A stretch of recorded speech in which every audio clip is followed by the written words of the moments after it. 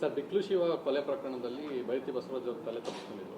ಇವತ್ತು ಹೌದು, ಬಸವರಾಜ್ ಅವರು ಬೇಲ್ಗೆ ಮೂವ್ ಮಾಡಿದ್ರು, ಹೈಕೋರ್ಟಲ್ಲಿ ರಿಜೆಕ್ಟ್ ಆಗಿತ್ತು.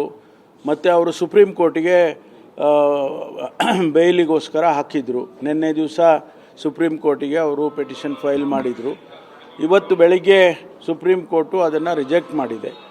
ರಿಜೆಕ್ಟ್ ಮಾಡಿದ ಮೇಲೆ ಅವರಿಗೆ ಇರ್ತಕ್ಕಂಥದ್ದು ಎರಡು ದಾರಿ. ಒಂದು, ನಾವು ಅರೆಸ್ಟ್ ಮಾಡ್ತೀವಿ, ಪೊಲೀಸ್ನವ್ರು ಅರೆಸ್ಟ್ ಮಾಡ್ತಾರೆ ಅನ್ನೋವಂಥದ್ದು.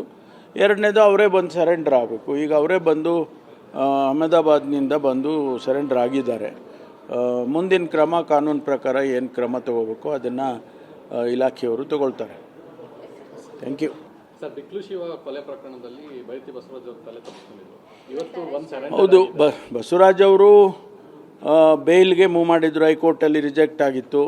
ಮತ್ತು ಅವರು ಸುಪ್ರೀಂ ಕೋರ್ಟಿಗೆ ಬೇಲಿಗೋಸ್ಕರ ಹಾಕಿದರು. ನಿನ್ನೆ ದಿವಸ ಸುಪ್ರೀಂ ಕೋರ್ಟಿಗೆ ಅವರು ಪಿಟಿಷನ್ ಫೈಲ್ ಮಾಡಿದರು. ಇವತ್ತು ಬೆಳಿಗ್ಗೆ ಸುಪ್ರೀಂ ಕೋರ್ಟು ಅದನ್ನು ರಿಜೆಕ್ಟ್ ಮಾಡಿದೆ.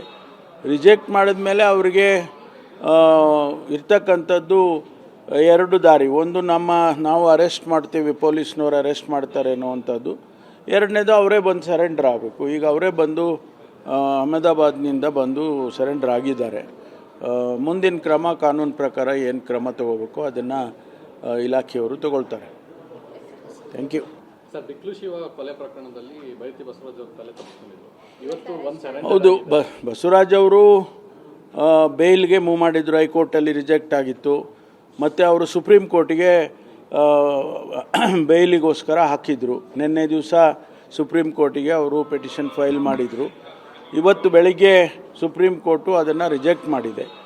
ರಿಜೆಕ್ಟ್ ಮಾಡಿದ ಮೇಲೆ ಅವರಿಗೆ ಇರ್ತಕ್ಕಂಥದ್ದು ಎರಡು ದಾರಿ. ಒಂದು, ನಾವು ಅರೆಸ್ಟ್ ಮಾಡ್ತೀವಿ, ಪೊಲೀಸ್ನವ್ರು ಅರೆಸ್ಟ್ ಮಾಡ್ತಾರೆ ಅನ್ನೋವಂಥದ್ದು. ಎರಡನೇದು, ಅವರೇ ಬಂದು ಸರೆಂಡರ್ ಆಗಬೇಕು. ಈಗ ಅವರೇ ಬಂದು ಅಹಮದಾಬಾದ್ನಿಂದ ಬಂದು ಸರೆಂಡರ್ ಆಗಿದ್ದಾರೆ. ಮುಂದಿನ ಕ್ರಮ ಕಾನೂನು ಪ್ರಕಾರ ಏನು ಕ್ರಮ ತಗೋಬೇಕು ಅದನ್ನು ಇಲಾಖೆಯವರು ತಗೊಳ್ತಾರೆ. Thank you.